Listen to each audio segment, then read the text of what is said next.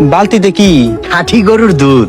খাঁটি দুধ হয় শুনছি, খাঁটি গরু হয় জীবনে প্রথম শুনলাম। গরু কি স্বর্ণের? মুখ ফসকায় বইলা ফেলাইছি, গরুর খাঁটি দুধ। যাই বাবা, দেরি হয়ে গেলে বেচতে পারবো না। আরে কাকু খাড়ান, আপনার দুধটা একটু দেখি। একজন অসহায় গোয়ালার লগে তিনজন যুবকের একই ব্যবহার। আল্লাহ হিদায়াত দান করুক। তুই যাস না, ও মাতবর পোলা আব্বাস খুব খারাপ। একজন ইমানদার বান্দাবান্দি কখনোই আল্লাহর ছাড়া আর কাউরে ভয় পায় না। আর আমাদের সামনে এরকম অন্যায় হইতেছে, সেটা কখনোই মাইনা নেব না। এই মেয়া, তুমি আমগরে চিনো? কোন সাহসে তুমি আমগো কামে বাধা দিলা? ইনি হলো মাতবর সাহেবের আদরের পুত্র, আর আপনারা হইলেন ওনার সাইন্সা। হয় মেয়ে, তোমার নাম কি, পরিচয় কি?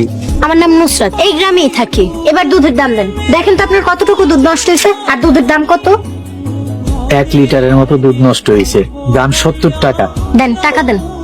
আচ্ছা, তোমার যখন এত দরজ লাগতেছে, তাহলে টাকাটা তুমি দিয়ে দাও। এই গরিব বেচারা 70 টাকা ক্ষতি কইরা আপনারা বাড়িতে বিল্ডিং তুলতে পারবেন না, আর দিলেও একবেলা না খায়া থাকবেন না। আল্লাহর শাস্তির হাত থেকে বাঁচতে চাইলে টাকাটা দিয়ে দেন। এই মাইয়া, তুমি কিন্তু খুব বেশি বাড়াবাড়ি করতেছো, পরবর্তীতে কিন্তু তোমার খুব সমস্যা হইব। ওই থাম, এই নেন আপনার 70 টাকা। এবার ওনার কাছে মাফ চান। মানে? যা বলতেছে আপনার ভালোর জন্যই বলতেছে, মাফ চান। কাকু, আমার মাফ করে দিয়েন। ঠিক আছে বাবা, আমি তোমারে মাফ করে দিলাম। ওই মাইয়া, তুমি আমাকে ইমাম সাহেবের মায়া না? হ, আমি ইমাম সাহেব হুজুরের মাইয়া। এখন আমার কি করবেন? গ্রাম থেকে তাড়াই দিবেন?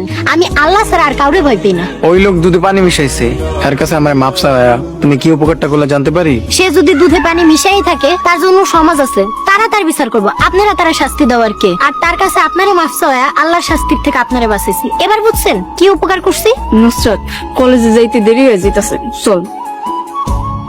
তো আব্বাসের লগে ঝগড়া করে অনেক করে ভুল করে ফেলাইছি। দেখা হইলে মাফ চাইস।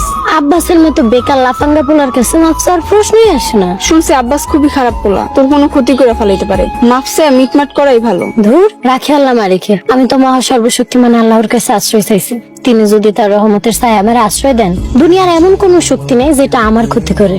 দুধালা কাজটা কি ঠিক করছে? দুধওয়ালা যে দুধে পানি মিশাইছে, এটা কিন্তু এখনো প্রমাণিত না। আচ্ছা, মানলাম সে পানি মিশাইছে, কিন্তু তারা তারে বুঝায় আরেকটা সুযোগ দিতে পারতো। তারে নিজের হাতে বিচার তুলে নেওয়ার অধিকার কে দিছে? আল্লাহ ক্ষমাশীল, আর আল্লাহ ক্ষমাকারীকেও পছন্দ করেন। আচ্ছা শুনি, ওই লোকটা যদি তোর বাবা হইতো, তাহলে তোর কেমন লাগতো? খুব খারাপ লাগতো। কার কথা সত্য তা জানি, কিন্তু দুধে পানি মেশানোটা ভুল হয়েছে, তার অন্যায় হয়েছে। তার জন্য সামাজিক বিচার আছে, দেশের আইন আছে, কিন্তু কোনোভাবেই নিজের হাতে আইন তুলে নেওয়া ঠিক না।